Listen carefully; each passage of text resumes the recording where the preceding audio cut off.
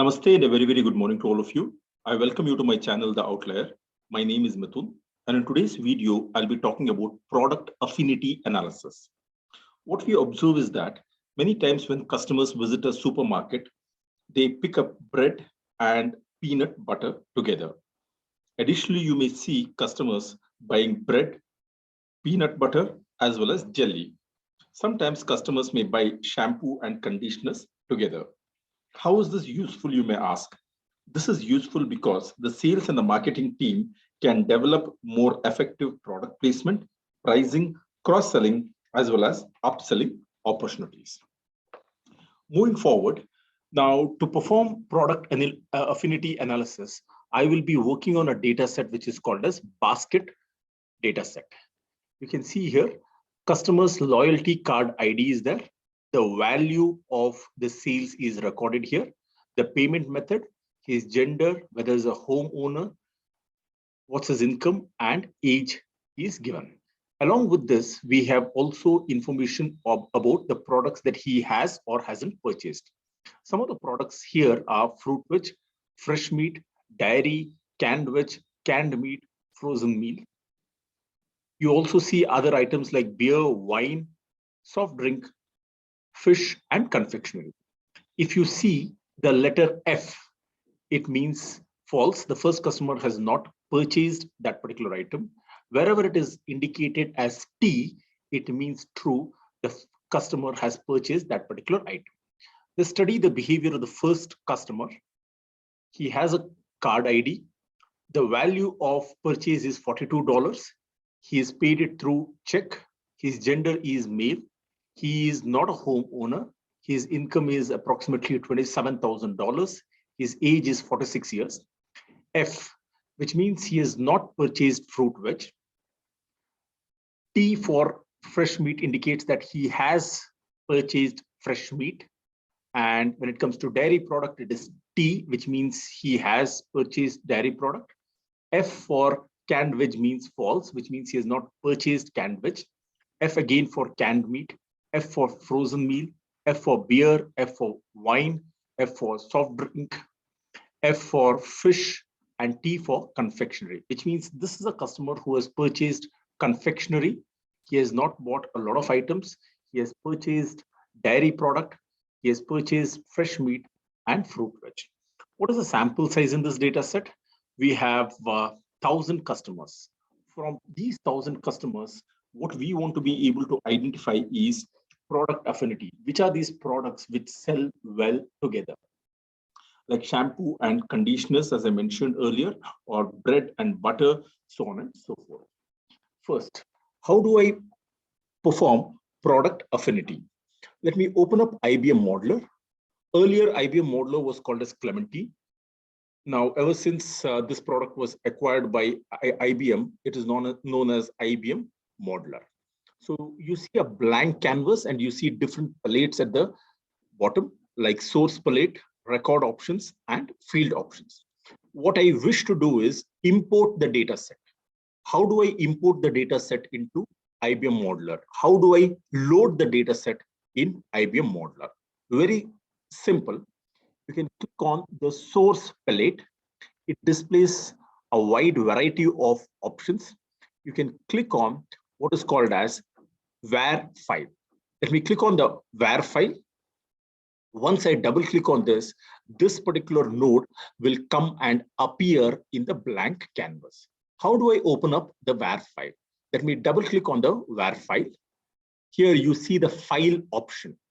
The moment I double click on the var file, you see a new dialog box pops up.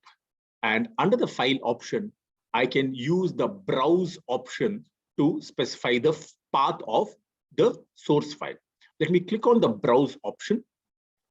I'll have to locate the file. The file is present in C drive. You see different folders here. I can choose program files. Now within program files, again, there are multiple folders. I'll choose IBM and then SPSS. I'll choose Modeler 18.0. So this gives me a list of folders. I can choose demos here.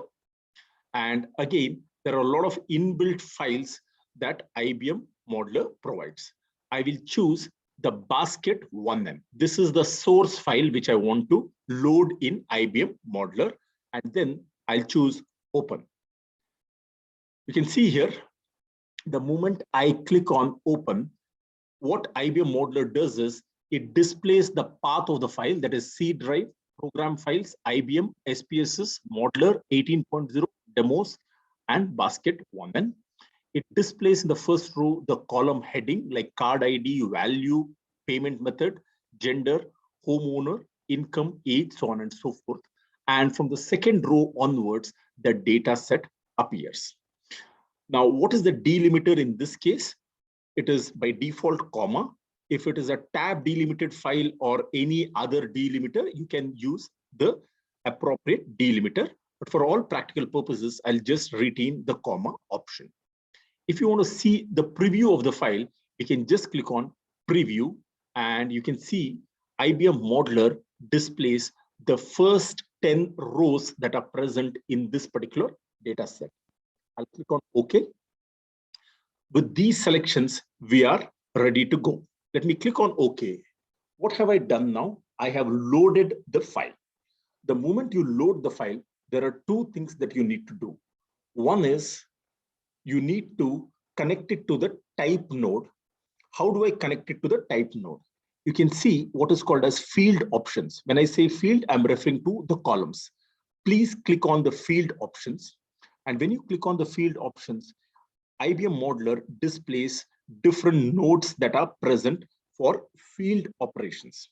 I'll choose the second node here, which is called as a type node. Let me double click on the type node. You can see here, immediately there is an arrow which points from basket file to the type node, which means the flow of information is in this direction, that is from the source file all the way to type node. Now you may ask me, why do I need a type node? Let me open up this and then explain. There's a new dialog box. The type node helps me control the properties of each and every variable in the data set. It helps me specify the variable properties. You can see here, these are the different fields. What is the measurement level?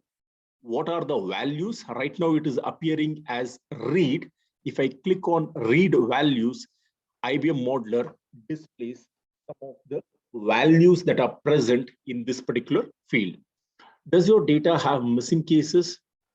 You have the check option, and what is the default role of each and every variable? It is specified as input. Now, what I'll do is, for some of the variables like card ID, value, payment method, gender, homeowner, income, and age, I will specify the role as none. What this does is, this will ensure that none of these variables are included for analysis. Now, what about the rest of the variables? All of these are product related variables. You have 11 different products like fruit veg, fresh meat, dairy, canned veg, canned meat, frozen meal, beer, wine, soft drink, fish, and confectionery. These are 11 products. Now, since I want to find out the relationship, the role that I will assign for each of these variables would be both. They are neither the target nor the input. They will be both. And I can see here, it is a flag variable and the value is T. T stands for true, which means that the customer has purchased the item. And if it is given as F, it means false. The customer has not purchased the item. So what I'm doing here is simply I'm doing the groundwork for data analysis. Which all variables I don't want for analysis, I will be specifying the role as none. And those variables which will be included in the analysis, like all the product variables, I will specify the direction as both. Once we have done this, we can click on apply and then choose OK. Once we specify the type, the next option here is to click on the output palette. Within the output palette, we have multiple options. We can choose the table option. Let me double click on the table option. Now this is used to display the contents of the file. We can right click and choose the option run. The run option displays the entire data set. We have 11 products. All of these are flag variables, and we have certain demographic details of the customer. Let me choose the option OK. What we have done with this is that we have loaded the data set. We have specified the properties of the variable. We are good to go with this. As you can see, IBM Modeler has multiple options. I'll choose the option graphs. There's an interesting option here, which is called as a web chart. Let me double click on the web chart. Web chart is popularly used to understand product affinity. What do I mean by product affinity? Many times we see customers buy 2 or 3 items together. As I mentioned earlier, shampoo and conditioner can be bought together. You can have people buy oil and salt. Now, once we are able to understand which product sells best with which other product, the sales and the marketing team can then take action and do product bundling. We can club these products and cross-sell one item with the other item. Now, to find out these product association, what I'll do is I will establish a connection between the type node and the web node. Let me double click on the web node. Once I double click on the web node, you see a new dialog box opens up. It is asking me to specify the fields here. I'll click on the drop-down menu and specify all the variables which I will be using for analysis. I will specify all the product variables like fruit veg, fresh meat, dairy product, canned veg, canned meat, frozen meal, beer, wine, soft drink, fish, and confectionery. Once I select these variables, all that I need to do is click on the option apply and choose OK. Now, one additional detail that you can select here is show true flags only. Why is this important? Because this will give me the relationship between the products where it is true. I don't want to find out the relationship where you have people not purchasing these 2 items. So once you make these selections, we are good to go. I can click on the run option. It takes a couple of seconds to produce the output of the web chart. Now, what do you see here in the output window? You see all the 11 products in the periphery, and you can see blue lines. The simple rule of thumb to interpret this web chart is thicker the line, stronger the relationship, thinner the line, weaker the relationship. What is my first impression when I look at the products? I see thick line connecting fruit, veg, and fish, indicating that there is a strong relationship between these 2 products, which means customers who buy fish can also be expected to buy fruit veg. Similarly, you see a prominent triangle here, which indicates that customers who buy frozen meal also purchase beer and canned veg.